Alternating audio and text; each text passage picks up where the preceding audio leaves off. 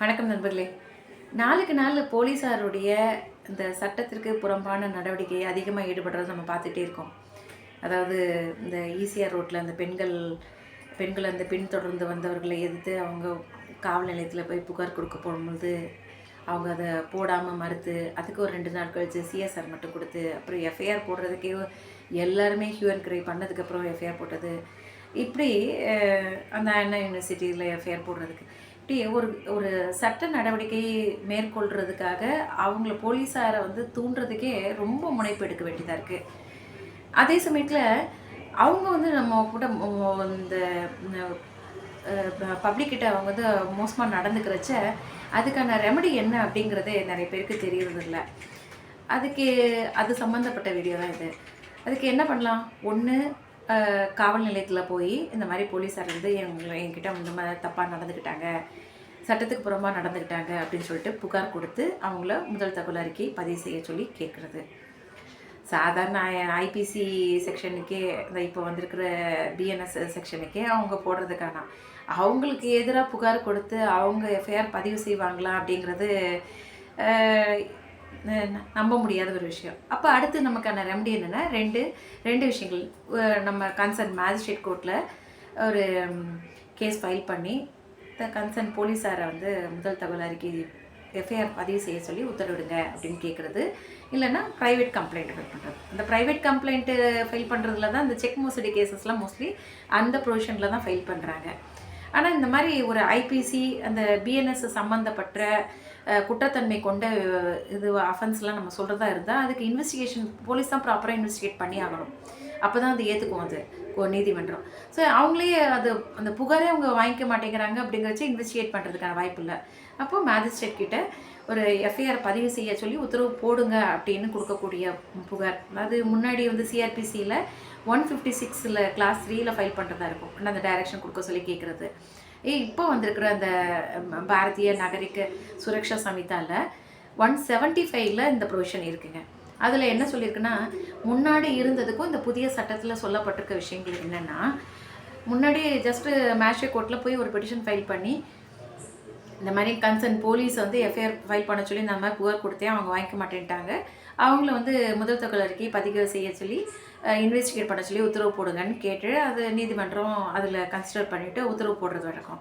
ஆனால் இப்போ வந்திருக்கிற புது செக்ஷன் இந்த 175 என்ன சொல்லியிருக்குன்னா, அந்த மாதிரி நீதிமன்றத்தை அணுகிறதுக்கு முன்னாடி அந்த கன்சர்ன் சூப்பரண்ட் ஆஃப் போலீஸ் கிட்ட இவங்களை இந்த அவங்களுக்கு கீழே வர்ற அந்த டிஎஸ்பியை இங்கே சென்னையை பொறுத்த வரைக்கும் டிஎஸ்பிங்கிறது ஏசி கேட்டரில் வருது, அவங்கள ரிஜிஸ்டர் பண்ண சொல்லி உத்தரவு போடுங்கன்ட்டு சூப்பரண்ட்டுக்கு ஒரு மனு கொடுக்கணும். அந்த நடந்த சம்பவங்களை எல்லாம் சொல்லி அதோட அவங்க கொடுத்த கம்ப்ளைண்ட்டை அவங்க வாங்க மறுத்த இந்த போலீஸ் ஸ்டேஷனில் வாங்க மறுத்த கம்ப்ளைண்ட்டே உடனே நினச்சி இதை எஃப்ஐஆரை பதிவு செய்ய சொல்லி உத்தரவு போடுங்க அப்படின்னு கேட்கணும். இந்த ஏசிக்கு அனுப்பின இந்த சூப்பரண்ட் ஆஃப் போலீஸ்க்கு அனுப்பின அந்த முறையீட்டு கடிதத்தையும் பெட்டிஷனையும் அதோடு சேர்த்து பிரமாண வாக்குமூலம், அதாவது அஃபிடவிட்டு, அதையும் சேர்த்து வச்சு தான் இந்த பெட்டிஷனை ஃபைல் பண்ணணும்னு இப்போ இருக்கிற புது சட்டத்தோட பிரிவு சொல்லுது.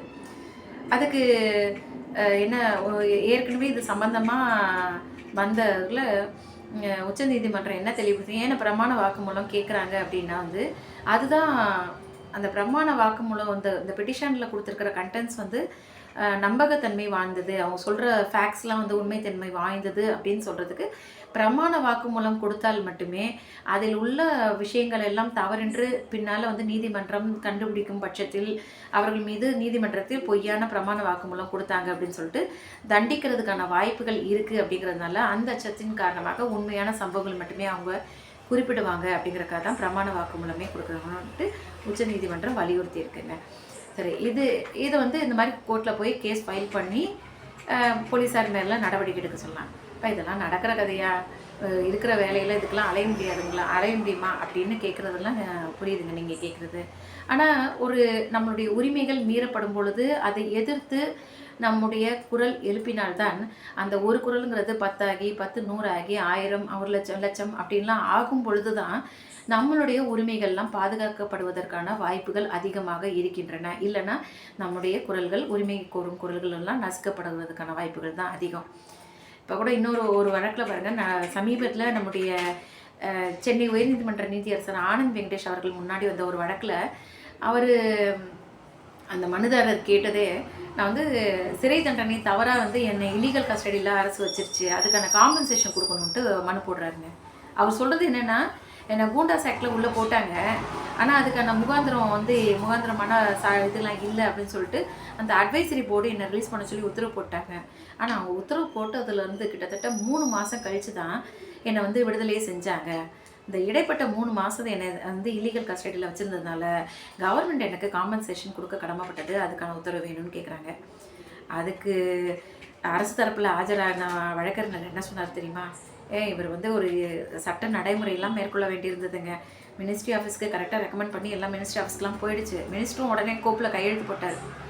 பின் என்னங்க, மினிஸ்டர் கையெழுத்து போடுறதுக்கு தான் டிலே ஆச்சு நான் வந்து கோர்ட்டில் சொல்லுவாங்க. மினிஸ்டர் கரெக்டாக டைம் படி கையெழுத்து போட்டாருங்க. ஆனால் மினிஸ்டர் ஆஃபீஸ்லேருந்து வர்றதுக்கு தாங்க லேட் ஆகிடுச்சு. வந்த உடனே ஜீவோ போட்டு அடுத்த நாளில் ரிலீஸ் பண்ணிட்டோங்க. சட்ட நடைமுறையை வந்து ப்ராப்பராக அனுசரிக்கிறதுக்காக தான் இந்த காலதாமதாச்சுன்னு அதெல்லாம் ஏற்றுக்க முடியாது, செல்லாதுன்ட்டாரு நீதியரசர். அடுத்து அவங்க முன் வச்ச வாதம் என்னென்னா, இந்த கேட்குறாரு, இந்த ஆள் வந்து சாதாரண ஆள் கிடையாது, ஏகப்பட்ட கிரிமினல் கேஸ் இவர் மேலே இருக்குங்க, ஹிஸ்ட்ரி ஷீட்டருங்க அவர் மேலே, அதனால் அவர் காம்பன்சேஷன் கேட்குறக்கு அந்த தொடர் வந்து குற்றவாளிங்க அவர் காம்பன்சேஷன் கேட்குறக்கு அருகதையற்றவர் அப்படின்றாங்க. இதையும் நீதியரசர் ஏற்றுக்கவே இல்லை. அவர் சொல்கிற காரணம் என்னென்னா, சட்டத்தில் வந்து என்ன சொல்லியிருக்குன்னா, ஒரு பர்சன் வந்து இல்லீகல் கஸ்டடியில் வச்சுருந்தா அதுக்கு உண்டான, ஏன்னா ஸ்டேட் தானே அதெல்லாம் பார்க்க வேண்டியது, குடிமக்கள் தவறாக சிறையில் அடைக்கப்படக்கூடாது. ஏன்னா வந்து 1000 குற்றவாளிகள் கூட தண்டிக்கப்படலாம், ஆனால் ஒரு நிரபராதி தண்டிக்கப்படக்கூடாது அப்படிங்கிறது தான் நம்ம முக்கியம்னு சொல்கிற ஒரு சாராம்சம் வச்சுருக்காங்க இல்லையா? அப்படி இருக்கும்பொழுது தவறாக அவருக்கு இல்லீகல் கஸ்டடி இருந்தால் ஸ்டேட் தான் அதுக்கு பொறுப்பேற்றுக்கிட்டு நஷ்டஈடு கொடுக்கணும் அப்படின்னு தான் சொல்லியிருக்கே தவிர, அந்த பர்சனுங்கிற வார்த்தையை குட் பர்சனாக பேட் பர்சனான்னு வித்தியாசப்படுத்தவே இல்லை. அதனால் புதுசான இன்டர்பிரிட்டேஷன் கொடுக்கக்கூடாதுன்னு சொல்லிட்டு அவருக்கு ஸ்டேட்டை உடனே வந்து 50,000 ரூபா நஷ்டஈடு கொடுக்கணும் அந்த இல்லீகல் கஸ்டடிக்குன்னு உத்தரவு போட்டதுங்க. ஸோ இது எப்படி வந்துச்சு? அவரோட உரிமைகள் மீறப்படும் பொழுது அதை எதிர்த்து அவர் குரல் கொடுத்ததுனால தான் அதுக்கு உண்டான நிவாரணம் அவருக்கு கிடைச்சிது. அதே தாங்க நான் சொல்கிறேன். ஏன்னா போலீஸார் வந்து இப்போலாம் வந்து யாரை வேணாலும் கைது பண்ணலாம், யார் மேலேயும் வந்து கேஸ் ஃபைல் பண்ணலாம், அது போகும்பொழுது பார்த்துக்கலாம், அந்த கேஸு கோர்ட்டுக்கு போய் ட்ரையலில் போகும்பொழுது பார்த்துக்கலாம் அப்படிங்கிற மாதிரி இருக்காங்க. அதே சமயத்தில் இன்வெஸ்டிகேஷன் ப்ராப்பராக நடத்தி அவங்க மேலே இது பண்ணுறாங்களான்னா அதுவும் கிடையாது. அன்னைக்கு தேதியில் அரெஸ்ட் பண்ணுறாங்களா, அவங்க மேலே எஃப்ஐஆர் போட்டு சார்ஜ் ஷீட் ஃபைல் பண்ணுறாங்களா அப்படிங்கிறதோட விட்டுடுறாங்க. இந்த மாதிரி ஒரு மெத்தனை போக்கு இஷ்டத்துக்கு நினச்சி அவங்க விருப்பம் போல் யாரை வேணால் கைது செய்யலாம், யார் மேலமெல்லாம் கேஸ் போடலாம் அப்படிங்கிறத தவிர்க்கணுன்னா என்ன பண்ணணும்? கேஸில் வந்து சரியான சாட்சிகள் இல்லை அப்படின்னு சொல்கிறது அடிப்படையில் நீதிமன்றத்தில் விடுவிக்கப்படும் பொழுது தவறாக குற்றப்பத்திரிகை தாக்கல் செஞ்ச இந்த போலீஸார் மீது நடவடிக்கை எடுக்கணும், அதுக்குண்டான நஷ்டஈடு கொடுக்கணும்னு சொல்லிட்டு நம்ம உரிமையை கேட்கும் பொழுது தான் அதற்கு உண்டான நிவாரணத்தை பெற முடியும்.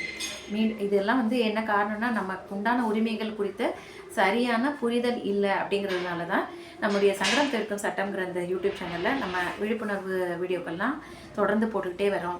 இந்த வீடியோ உங்களுக்கு பிடிச்சிருந்தால் லைக் பண்ணுங்கள், உங்கள் நண்பர்கள் ரிலேட்டிவ்ஸ்க்கெலாம் வந்து ஷேர் பண்ணுங்கள், நம்மளுடைய யூடியூப் சேனலை சப்ஸ்கிரைப் பண்ணுங்கள். இது மேன்மேலும் இது போன்ற விழிப்புணர்வு வீடியோக்களை போடுறதுக்கு எங்களுக்கு மிக்க ஊக்கத்தை அளிக்கும். மீண்டும் இன்னொரு பதிவில் உங்களை சந்திக்கிறேன். நன்றி, வணக்கம்.